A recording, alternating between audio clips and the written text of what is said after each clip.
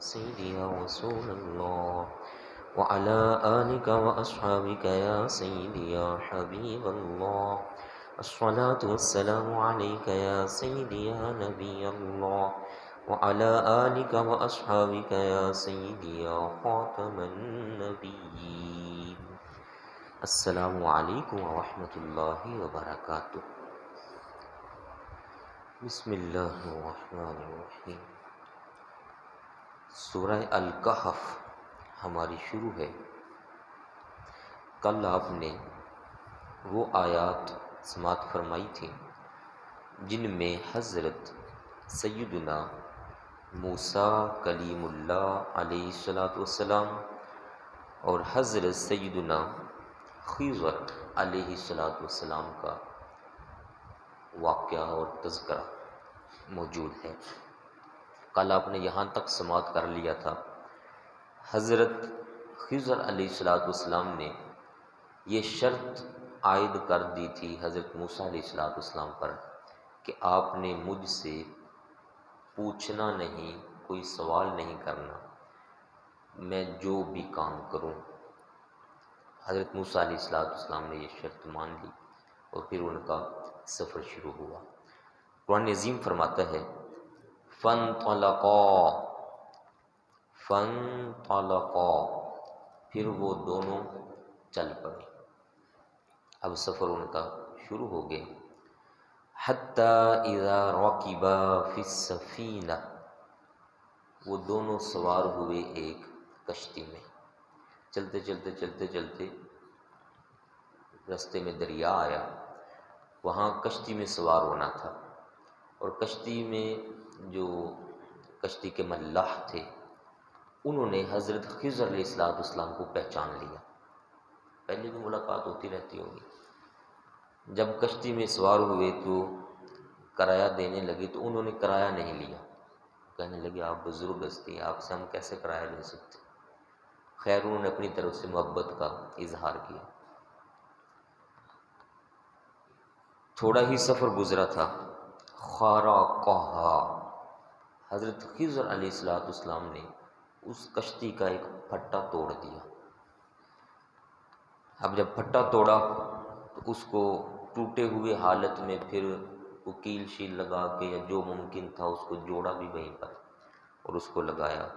حضرت موسیٰ علیہ السلام یہ منظر دیکھ کر فوری بول پڑے، قالا، فرمانے لگے اخرقتھا لتغرق اہلھا، یہ آپ نے اس لیے توڑ دیا تاکہ کشتی کے اندر جتنے سوار ہیں سارے غرق ہو جائیں، کیونکہ کشتی میں پانی آ جائے تو کشتی ڈوب جایا کرتی ہے، اور پھٹا بھی نیچے سے توڑا۔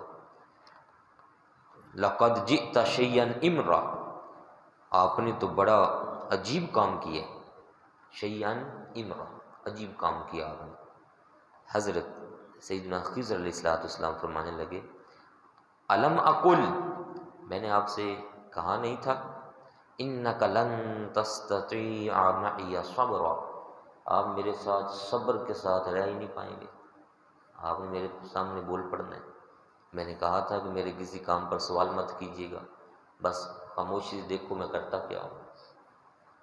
حضرت موسیٰ علیہ السلام فرمانے لگے قال لا تؤاخذنی بما نسیت، مجھے تو یاد ہی نہیں رہا کہ وہ ہماری شرط عائد ہو گئی تھی۔ یہ جب منظر میں نے دیکھا تو میرے سامنے تو یکدم یہی منظر آیا، یہ کیا کیا آپ نے۔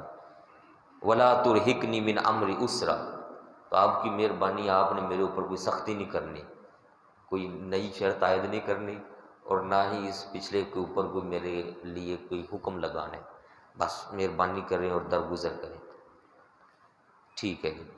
فانطلقا، پھر آگے چلتے رہے، دریا عبور ہو گیا، آگے پیدل سفر شروع ہوا۔ جب پیدل سفر کر رہے تھے تو وہاں ایک مقام آیا جہاں چند بچے کھیل رہے تھے۔ ان بچوں میں انتہائی شاطر اور تیز ترار ایک بچہ، وہ حضرت خضر علیہ السلام کو نظر آیا۔ حضرت خضر علیہ السلام نے اس کو پکڑا اور اس کو ذبح کر دیا۔ حتیٰ اذا لقیا غلام، جب دونوں ملے ایک غلام سے، فقاتلہ، اس کو قتل کر دیا، ذبح کیا۔ ایک روایت میں آتا ہے پتھر سے مارا۔ اب یہ منظر اس سے بھی زیادہ عجب تھا، یہ کیا ہو گیا، بچہ کھیل رہا ہے اور اس کو اس طریقے سے۔ فرمانے لگے حضرت موسیٰ علیہ السلام، اقتلت نفسا زکیۃ بغیر نفس، بغیر کسی عوض کے، جس کو ہم قصاص کہتے ہیں، بغیر کسی عوض کے آپ نے ایک ستھری جان کو مار ڈالا۔ لقد جئت شیئا نکرا، یہ بات تو بالکل ماننے میں ہی نہیں آتی کہ آپ نے یہ مارا کیوں بچے کو۔ نکرا انکار والی بات، کہ اس کا تو بالکل یقین نہیں کیا جا سکتا، نہ ہی اس کو مانا جا سکتا ہے کہ آپ کہیں کہ میں نے بچے کو مار دیا، یہ کیوں مارا آپ نے بچے کو؟ فوری حضرت سیدنا خضر علیہ السلام فرمانے لگے، الم اقل لک، میں نے فرمایا نہیں تھا آپ سے، انک لن تستطیع معی صبرا، آپ میرے ساتھ صبر سے رہ ہی نہیں سکتے۔ قال، اب آگے سے حضرت موسیٰ علیہ السلام فرمانے لگے، ان سألتک عن شیء بعدہا، اس کے بعد اگر میں آپ سے کوئی سوال کروں، فلا تصاحبنی، تو پھر مجھے نہ رہنے دینا اپنے پاس، میں چلا جاؤں گا جہاں سے تشریف لایا ہوں آپ کے پاس۔ قد بلغت من لدنی عذرا، کیونکہ تیسری بار بھی اگر میں بول پڑوں تو پھر آپ میری طرف سے معذور ہوں گے، میں پھر اس کا مطلب ہوگا کہ میں آپ کے کاموں پر چپ نہیں رہ سکتا۔ فانطلقا، پھر دونوں آگے چل پڑے۔ اب چلتے چلتے بستی میں پہنچے۔ حتی اذا اتیا اہل قریہ، ایک بستی کے پاس جب پہنچے تو وہاں ان کو بھوک محسوس ہوئی۔ استطعما اہلہا، تو وہاں کے رہنے والوں سے فرمانے لگے کہ ہمیں کچھ کھانے کے لیے دو یا ہمیں اپنا مہمان بنا لو۔ تو بستی والوں نے فابوا، انکار کیا، وہ پہچانے ہی نہیں کہ یہ کون ہے، انہوں نے انکار کر دیا، کہا کہ نہیں ہمارے پاس کھانا وغیرہ رہنے کے لیے بھی جگہ نہیں۔ فابوا ان یضیفوہما، انہوں نے مہمان بنانے سے انکار کر دیا۔ جب وہاں سے آگے چل رہے تھے، فوجدا فیہا جدارا، ایک دیوار نظر آئی دونوں کو، اور وہ دیوار یرید ان ینقض فاقام، دیواریں آپ نے کبھی دیکھی ہوں تو ان کو اندر دراڑیں پڑ جاتی ہیں، اور کئی دیواریں ٹیڑھی بھی ہو جاتی ہیں، ڈنگی ہو جاتی ہیں، یہ گاؤں کے ایریے میں اکثر ایسے ہوتے ہیں۔ تو یرید ان ینقض، وہ بس قریب تھی کہ گر جائے۔ حضرت سیدنا خضر علیہ السلام نے اس دیوار کو، دو روایتیں ہیں یہاں پر، ایک روایت یہ ہے کہ آپ نے اس کو گرایا اور گرا کر نئے سرے سے اس کو بنا دیا، اور دوسری روایت ہے کہ آپ نے اس دیوار کو اپنا دست مبارک لگایا، ہاتھ لگایا، اور ہاتھ ہی لگا کر اس کو بالکل سیدھا کھڑا کر دیا، جو اس کے اندر دراڑ تھی، کمزوری تھی، سب ختم ہو گئی سیدھی۔ اب جب یہ منظر دیکھا تو حضرت سیدنا موسیٰ علیہ السلام فرمانے لگے، لو شئت لاتخذت علیہ اجرا، انہوں نے ہمیں کھانا نہیں کھلایا اس بستی والوں نے، اور آپ ان کے مکان بنانا شروع ہو گئے، دیواریں بنانا شروع ہو گئے۔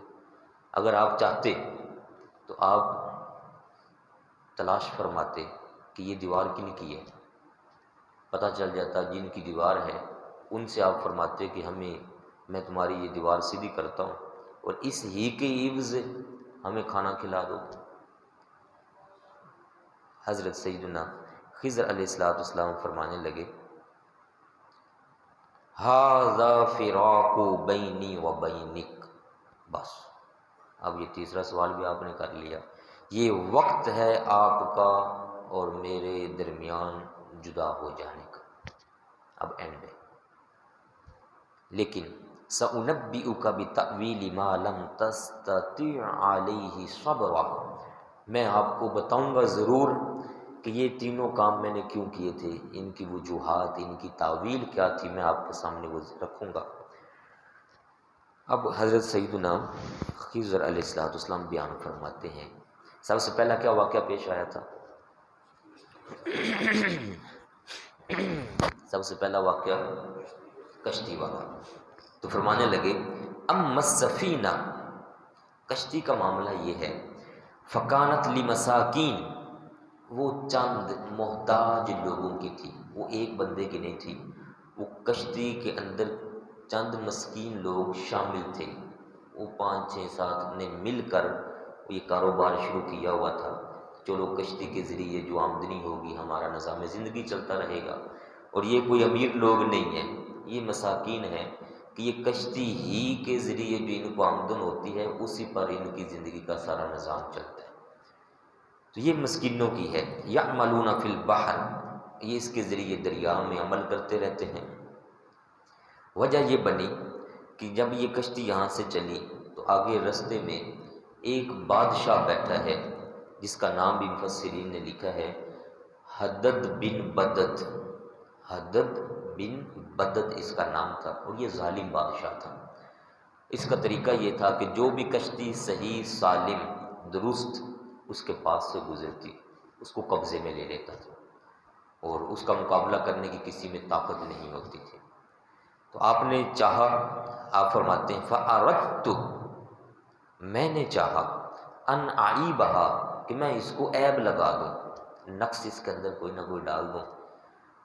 وَكَانَ وَرَاءُهُمْ مَالِكٌ، ان کے پیچھے لگ جاتا ہے ایک بادشاہ، يَأْخُذُ كُلَّ سَفِينَةٍ، اور وہ ہر کشتی پکڑ لیتا ہے، غصبا، اور یہ بھی نہیں کہ چلو پکڑ کے واپس کر دے، نہ، بلکہ وہ غصب کرتا ہے، وہ چھین لیتا ہے۔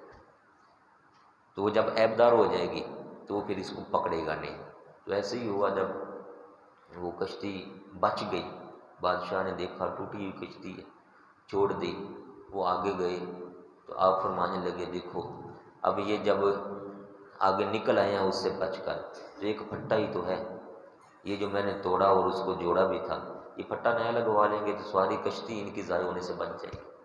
تو یہ حکمت تھی میری کشتی کو توڑنے کے اندر۔ دوسرا واقعہ کیا پیش آیا تھا؟ بچے کو۔ آپ فرماتے ہیں وَأَمَّا الْغُلَامُ، اور رہا وہ غلام بچہ، فَكَانَ أَبَوَاهُ مُؤْمِنَيْنِ، اس کے والدین دونوں مومن، فَخَشِينَا أَن يُرْهِقَهُمَا طُغْيَانًا وَكُفْرًا، لیکن یہ بچہ آگے جا کر یہ کافر بننے والا تھا، یہ کافر ہی رہنا تھا، اور یہ والدین کا اکیلا ہی بچہ ہے۔ اس وقت جو اس کے والدین کی محبت اس کے ساتھ ہے وہ اتنی گہری محبت ہے کہ وہ اس کو کہیں بھی غائب نہیں ہونے دیتے، اس کی دوری برداشت نہیں کرتے، اور خطرہ یہ لاحق ہوا ہمیں کہ یہ محبت اگر ایسے رہی تو جب یہ بچہ بڑا ہو جائے گا، کفر میں چلا جائے گا، بت پرستی پھیلائے گا، تو کہیں اس کی محبت میں یہ دونوں والدین بھی کافر نہ ہو جائیں۔ تو ان دونوں کے ایمان کی حفاظت کرتے ہوئے اس بچے کو یہ میں نے قتل کیا، اور دوسرے نمبر پر بڑے ہو کر جب یہ واضح طور پر بت پرستی کرنا شروع کر دیتا تو یہ مشرک ہوتا، اور جب یہ مشرک ہوتا تو آگے اس کا حساب بھی مشرکوں کے والا ہونا تھا۔ اب جب یہ بچہ ہے تو اس سے مشرکوں والا حساب بھی نہیں لیا جائے گا، لیکن ان دونوں وجوہات کے باوجود اللہ تعالیٰ نے چاہا کہ اس کو ہم بچے کو واپس لے لیں، اور اس بچے کے بدلے میں ان کو وہ دے دیں جو ان دونوں میاں بیوی کے لیے خیر ہی خیر ہو۔ یہاں مفسرین نے لکھا کہ وہ بچہ فوت ہو گیا جب، تو ان دونوں میاں بیوی نے صبر کیا، اللہ تبارک و تعالیٰ نے پھر ان کو ایک بیٹی عطا فرمائی تھی، اور اس بیٹی کا یہ مقام بنا کہ جب وہ بڑی ہوئی، وہ چونکہ حضرت موسیٰ علیہ السلام کی تبلیغ پھیلتی گئی، کئی لوگ ایمان لائے، تو وہ بچی جب بڑی ہوئی تو اس کی شادی ایک نبی کے ساتھ ہوئی تھی، اور اس سے آگے جو پیدا ہوا وہ بھی ایک وقت کا نبی پیدا ہوا تھا، جس کی وجہ سے اللہ تعالیٰ نے کتنے لوگوں کی ہدایت کا ذریعہ بنایا، لوگوں کو ہدایت عطا فرمائی تھی۔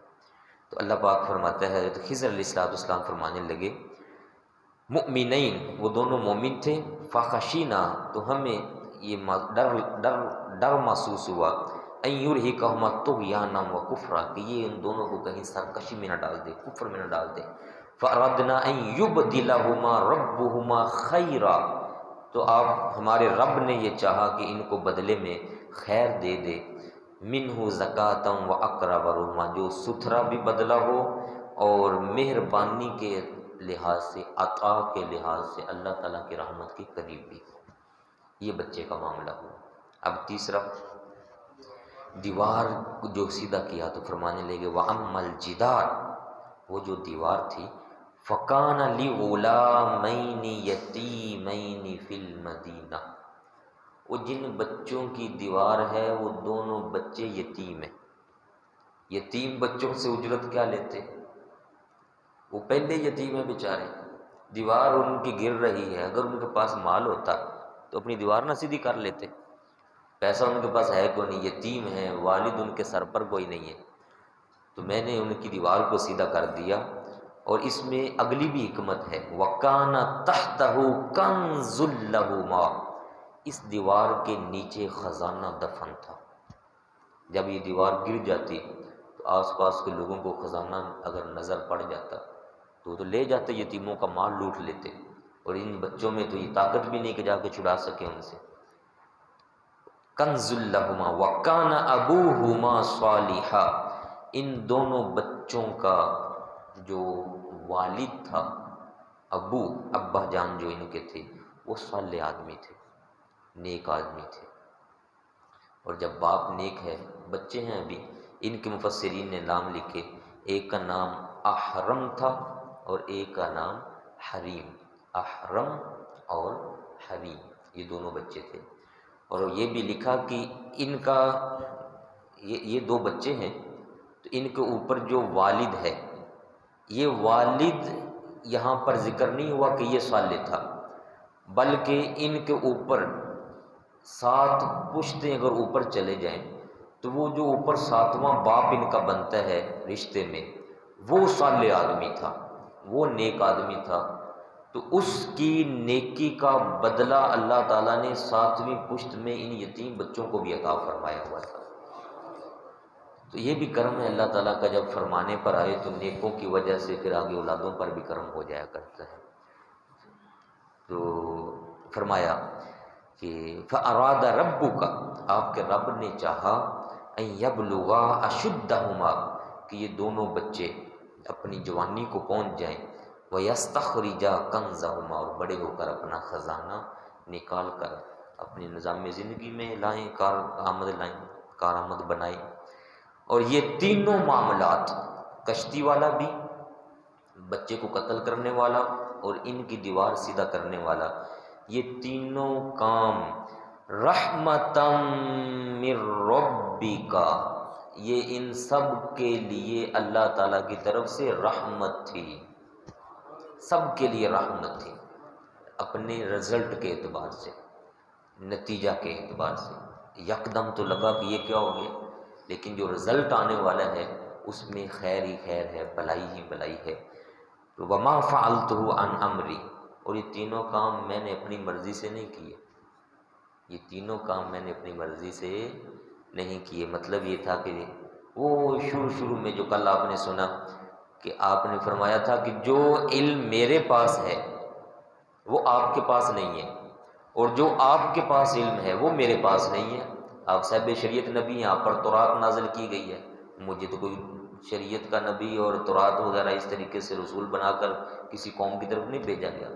تو آپ صاحب شریعت ہیں، شریعت کے اوپر کاربند ہیں، آپ نے فوری طور پر روکنا بھی ہے، ٹوکنا بھی ہے، لیکن میں صاحب حال ہوں، کشف ہوں، صاحب کشف ہوں، اور میں اس علم کا وارث ہوں جس کو علم لدنی کہا جاتا ہے، تو میں نے جو کام کرنے ہیں اس پر آپ صبر نہیں کر پائیں گے۔ تو آپ فرمانے لگے وما فعلتہ عن امری، یہ سارے کام میں نے اپنی مرضی سے نہیں کیے، اللہ تعالیٰ کے کاموں میں جو حکمت ہوتی ہے میں نے اسی کے تحت یہ سارے کام کیے۔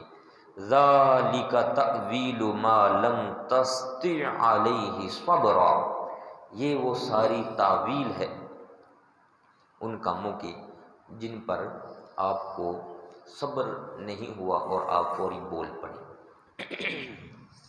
یہاں ایک بات سارے بھائی ذہن میں رکھیں، حضرت موسیٰ علیہ السلام کا بولنا تینوں کاموں، تینوں معاملات میں، تینوں کاموں کے وقت بالکل درست تھا، بالکل درست تھا، کیونکہ وہ صاحب شریعت نبی ہے، اور نبی جس وقت اپنی نبوت کا اظہار کر دیتا ہے، کوئی بھی نبی علیہ السلام جب نبوت کا اظہار کر چکے ہوتے ہیں تو اس وقت ان کے سامنے اگر کوئی خلاف شرع کام ہو رہا ہو تو نبی علیہ السلام کی یہ شان، عظمت اور مقام کا تقاضا ہوتا ہے کہ وہ اس غیر شرعی کام کو فوری ٹوکیں، فوری اس پر روکیں، گفتگو فرمائیں۔ اگر حضرت موسیٰ علیہ السلام نہ بولتے تو تب یہ اعتراض بن سکتا تھا وہ بولے کیوں نہیں، اگرچہ حضرت خضر علیہ السلام نے شرط بھی لگائی لیکن ان کے سامنے یہ ہوا، لیکن جو اندر کے معاملات تھے وہ خود پھر اللہ تعالیٰ نے یہاں پر بیان فرما دیے۔ تو یہاں سے ہمیں ایک دو چیزیں مزید ملتی ہیں کہ نیکوں کی جو نیکیاں ہوتی ہیں، صالحات ہوتی ہیں، اگر اللہ تعالیٰ چاہے تو ان کا فضل کر کے، ان پر فضل کر کے ان کی آگے آنے والی نسلوں کو بھی فائدہ پہنچا دیا کرتا ہے۔ یہ اللہ تعالیٰ کا فضل ہے جو جس کو چاہتا ہے عطا فرما دیتا ہے۔ دوسری بات یہاں پر جو اہم معلوم ہوتی ہے ہمیں اس سارے واقعے سے، وہ یہ کہ بعض دفعہ بندے کے سامنے کئی ایسے احکام آ جاتے ہیں جن کی حکمت سمجھ نہیں آتی۔ اگر حکمت سمجھ نہ بھی آ رہی ہو تو بندے کو کبھی بھی اس حکم کے اوپر اعتراض کرنے کی ہرگز اجازت نہیں ہوتی جو اسلام کا حکم ہو، شریعت کا حکم۔ نہیں ہمیں سمجھ آ رہی حکمت تو یہ ہمارے اندر جو ہے وہ معاملہ ہے نہ سمجھ آنا، لیکن اللہ تعالیٰ نے چونکہ یہ حکم فرمایا ہوا ہے اس میں جو بھی حکمت ہوگی وہ اللہ تعالیٰ کی طرف سے خیر ہی خیر ہوگی۔ اس لیے فرمایا گیا کہ جب اللہ پاک فرما دے کہ ایسا کر لو تو پھر ویسا کر لو، اور اللہ تعالیٰ نے فرمایا کہ جب میرے نبی کریم صلی اللہ علیہ وآلہ وسلم تمہیں کچھ فرمائیں کہ ایسا کرو تو ویسا ہی کرو جیسے وہ فرما رہے ہیں، اور جس سے فرما دیں رک جاؤ تو اس سے رک جاؤ، جس سے وہ رکنے کا فرما رہے ہیں اس سے رک جانے میں ہی تمہارے لیے خیر اور بھلائی ہے۔ سورہ الحشر میں ارشاد باری تعالیٰ ہے ما آتاکم الرسول فخذوہ وما نہاکم عنہ فانتہوا، جس سے رکنے کا فرمائے رک جاؤ۔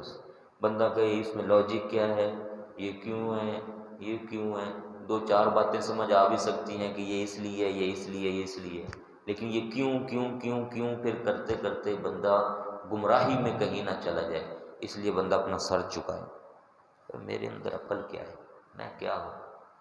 علامہ اقبال نے فرمایا تھا عقل قرباکم بپیش مصطفیٰ، جب آقا پاک کا ذکر آ جائے، عظمت شان آ جائے، آپ کا حکم آ جائے تو اپنی عقلوں کو نبی کریم صلی اللہ علیہ وآلہ وسلم کے حکم پر قربان کر دو۔ وہاں قربان کرو، قربان کا مطلب ہوتا ہے اپنی عقل کو ذبح کرو، قربانی یہ ہوتی ہے عقل کو ذبح کرو اور اپنی عقل نبی پاک کے نام پر قربان کر دو۔ آپ کے نام لگاتے ہیں لوگ، یہ جو صرف عقلوں کے پیچھے لگ جایا کرتے ہیں، فلسفہ جاڑنے کی کوشش کرتے ہیں یا فلسفی بننے کی کوشش کرتے ہیں، اکثر ایسے بندے گمراہ ہو جایا کرتے ہیں۔ حکمت چونکہ اللہ تعالیٰ کے نظام کے اندر بڑی حکمتیں ہوتی ہیں، سمجھ نہیں آتی۔ اللہ تعالیٰ ہم سب کی ایمان کی حفاظت فرمائے اور اسلامی نظام کو اپنانے کے لیے، اپنانے کی ہمت بھی عطا فرمائے، اپنانے کے لیے اور آگے رائج کرنے کے لیے ہمیں ہمیشہ کوشش کرتے رہنے کی توفیق عطا فرمائے۔ وما علینا الا البلاغ۔ بسم اللہ الرحمن